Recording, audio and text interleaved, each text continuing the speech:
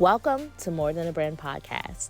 I'm Lindsay Trammell-Jones, the founder of Fiercified Creative and Consulting. In this podcast, you will hear stories of how amazing entrepreneurs made the decision to fall in love with themselves enough so that it bleeds over into their business. We're talking more than the brand of the business. We're talking about the entrepreneur and the face behind it all. Sit back, listen, grab your notepad, and get comfortable, because these stories are going to take you to a place that no other podcast has taken you before.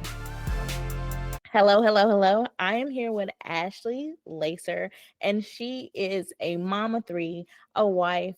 She's weathering the winter storms, and she is the founder of Michelle Mae. But Ashley, aside from all that, who are you without the brand? Who are you without all the titles? I have a lot of titles, and I know that sometimes it's easy to get caught up in those things. But for me, at the end of the day, I just want to leave a good mark on people, whether that's personally, professionally, with my family, no matter what it is. I want to leave a situation or a conversation having somebody feel better than when we started. That's amazing. That's really good, considering that Michelle, first of all, tell them what Michelle Mae is.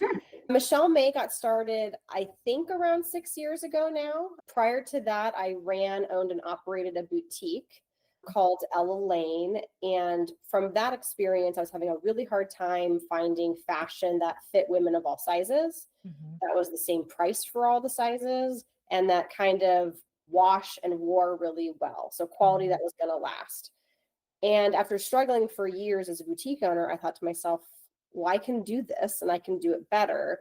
And so we created Michelle Mae. It's the middle name of my two daughters. Oh. And it's just grown and exploded from there, because I really feel like it's a need in the fashion industry, what we're doing.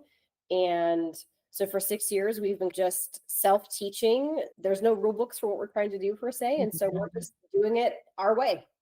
Yeah, I love that. My mother has always, since she's been my mom, she says I'm the one that, she has four, we have three sisters, so it's four of us. She's you're the one, I'm the one that the last one always leaves the extra on you, the extra voluptuousness on you. And so she's been plus size my whole life.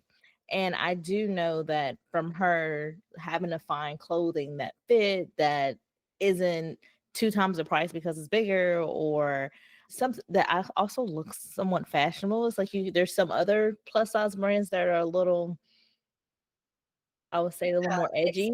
It's super hard to find a good balance of looking good and feeling good. Mm-hmm. So we're like a super fabric first company. If I don't like how a fabric feels, we stop right there.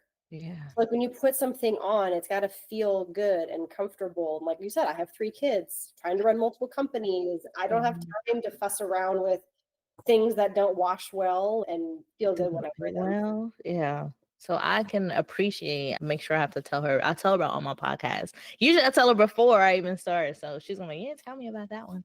But make sure I tell her about that, because that is a big thing, especially as women in general. There's a touch factor to it. And I might be dating myself as an 80s baby. There's a touch factor even. Hey, this is where it's at. Yeah. I just turned 40 a week and a half ago. So welcome to the club. Thank you. But there's a touch factor with things. Like I still like paper planners and paper invitations and paper thank you cards. And like notebooks. Yes. Yeah, I can't have to feel it. I think, I don't know, maybe it's just that growing up because we were in that cusp of between digital and not digital age. So it's just that touch factor is a seller. So when you're going through and you're choosing your fabrics, besides how it feels, what are some other things that inspire you to purchase the merchandise to put into your store? Sure. So we've changed our business model quite a bit. So since we've actually closed the store part of our business. Okay. And so we are wholesale only at this point.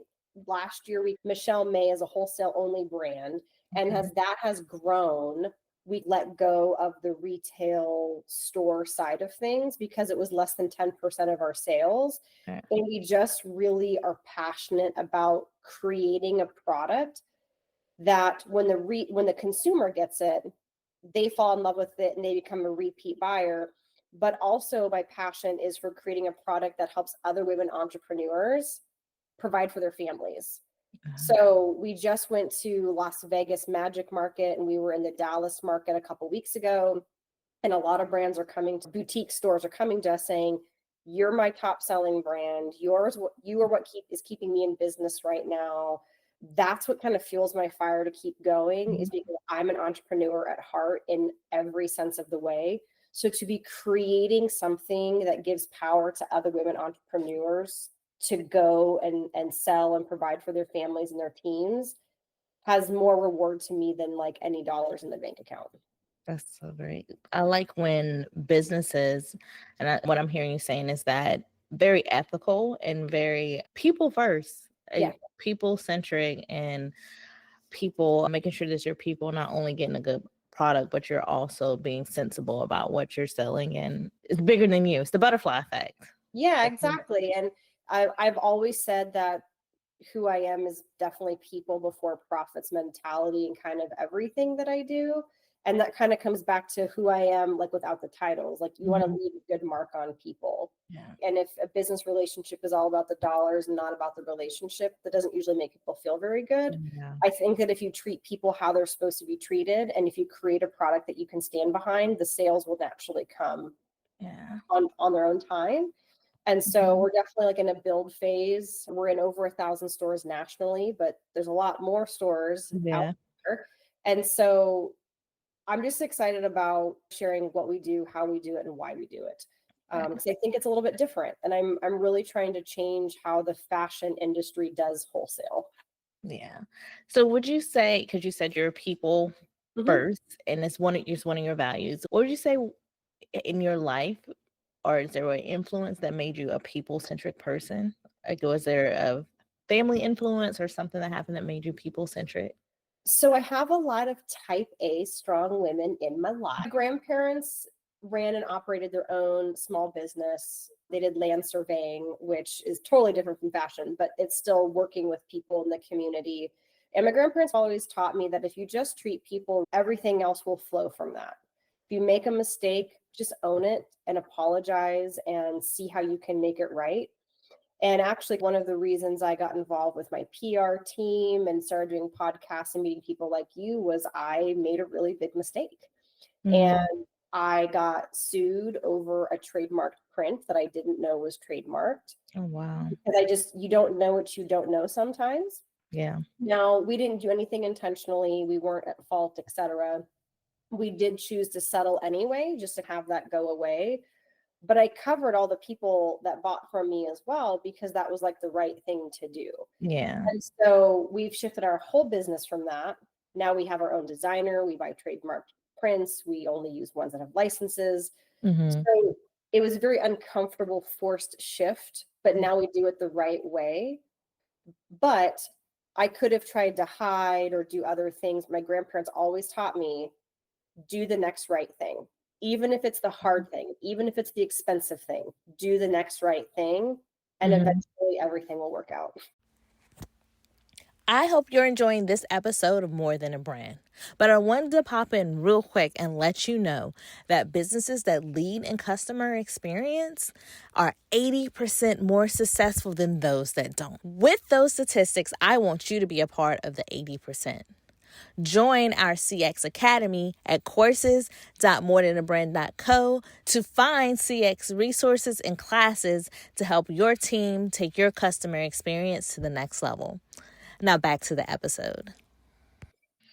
I like that. My mom would say, what you do in the dark will come to the light. So there's no need to try to hide it. Nope, exactly. Just own up to it. And it's that sense of accountability that a lot of, from what I've been noticing, businesses are being more accountable. But then there are some that are still trying to hide their hand. But as small business owners, there's no hiding.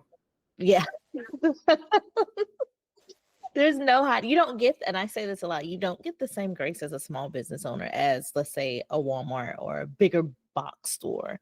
But when you're a small business owner, there's not that much grace. I think that what to me is so beautiful about the small business model is the relationships you have.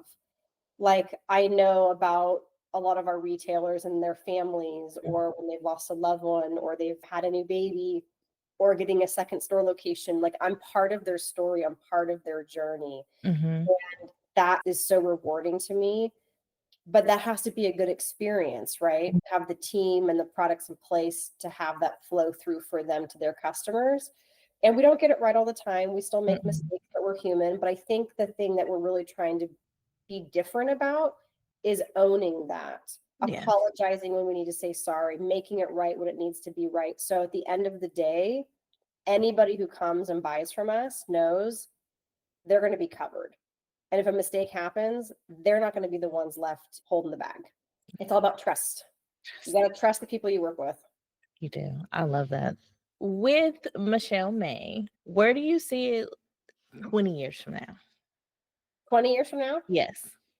I would love to build this to be something that if my girls want to be part of it, they can. Mm-hmm. As we all know, the fashion industry is ever changing and evolving and morphing into different things. And so I don't think that it'll ever be the same forever. Mm-hmm. And that's the challenge the past 6 years has been. We went through the COVID and all the online stuff. That's actually when we peaked, was the demand was really high. But building something that my girls can have a creative space to design and grow and provide for their families and have flexibility. So for me, I would love for this to be something that they wanted to continue and be a part of. But if they don't, they're their own little ladies, so they can do whatever they want. But building something that has enough structure that if they want to be part of it, and I'd love to have my same team, everyone that's here today, I would love for them to be here 20 years from now. Mm-hmm. I tell them all the time, one of my passions is to create really good work for really good people.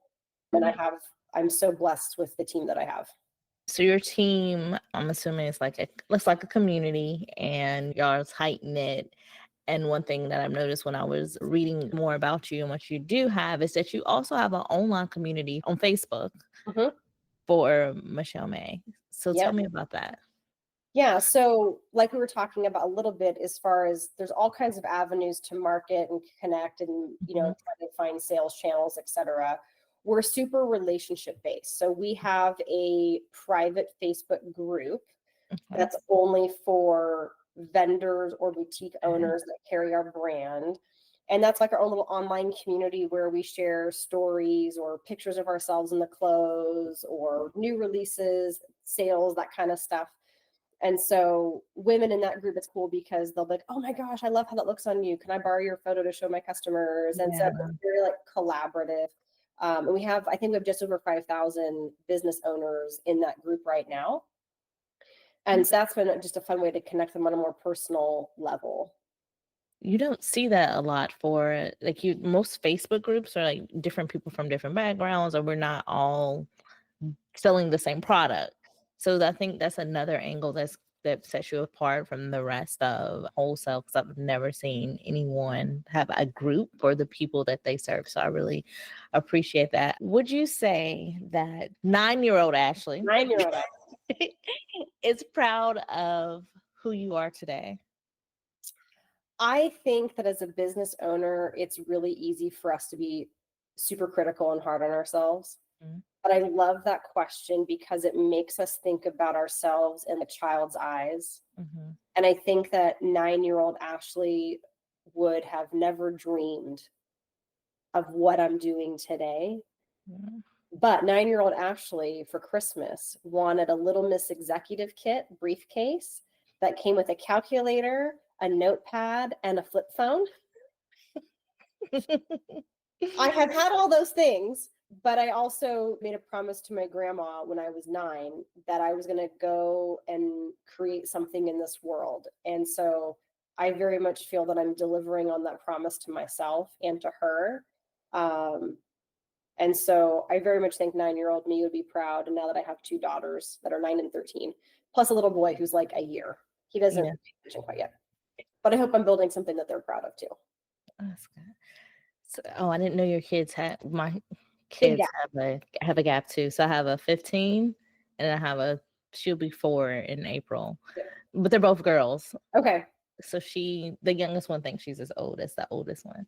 Yeah, built-in babysitters, essentially. Like the 9-year-old and the 13-year-old just like love on him and mother him. And he is just, he's the little cherry on top. He's very type B, though. He's calm. He's very just a happy baby all the time. My older girls were very, that whole type A, female power type stuff. Yeah, my youngest one is a firecracker. She is definitely fiery. So what's some advice that you would give someone that's trying to juggle it all? They're being the mom, they're being the wife, they're running the business. What advice would you give them? I think it's something that is said a lot, but I'll try to use it in different words because I think it's pretty impactful. So my grandma always said, time goes by really fast. And the older you get, the faster it goes. So be careful because it's going to go by fast. I think my advice people would be just to take a breath, and it's okay to reassess your priorities more frequently because time is the only currency we don't know the balance of. I don't know where I heard that, but that has really stuck with me, that none of us know how much time we're given. And just to be like, that's such a blessing, but to also be good stewards of the time that we're given and just like a live with no regrets kind of way. I'm gonna have to keep that. You don't know how much time you have left. So where can they find you if they want to get to know you better, or maybe some stores if they want to purchase your products? So I'm going to be revamping my social because my PR team was like, girlfriend, you've got to tell people all your stories. So I'm the 5 wife on Instagram because I'm a mom and a wife, and we have a farm, and I'm a real estate broker, and I do the fashion stuff. And so I put everything over there. And then we're actually building out a website right now for consumers to be able to find our product. Okay. But if they just look up Michelle Mae, and Mae is MAE, if they just look up Michelle Mae, a lot of our retailers have ads or posts or our names in the product. So you should be able to find some of our good retailers just by searching the brand name. Okay, cool. Thank you for joining me, Ashley. This was a good conversation. I really like getting to know more about you. Family oriented. I did not ask one question. Sorry. Where are you from? I was born in Sonoma County, California. Okay. Wine country, but I've been in Oregon now for 22 years. 22 years. Okay. Out in my head, I was like, she must be from the South. Just all the family stuff you were talking about. Yeah. My mom lived in New Orleans for 20 years. Okay. So my mama raised me to treat people like I'm from the South, though. So. Okay. I was like, she's from the South? All right, that makes sense. But thank you for joining me on More Than a Brand and letting us get to know more about you and who you are outside of all the titles, because sometimes it's hard to separate ourselves from carrying all those titles. And thank you guys for listening. Make sure you check out Michelle Mae, buy some of her products, check out some of her vendors, and we'll see you in the next episode. Hey, I hope you enjoyed this episode as much as I did. Remember, hit that subscribe button so you can stay up to date with the upcoming episodes. And if you want to, find us on social media at fierceified.agency on Instagram, or find us on Facebook at Fierceified Creative and Consultant. Send me a DM. Let me know what you think. I would love to hear your input.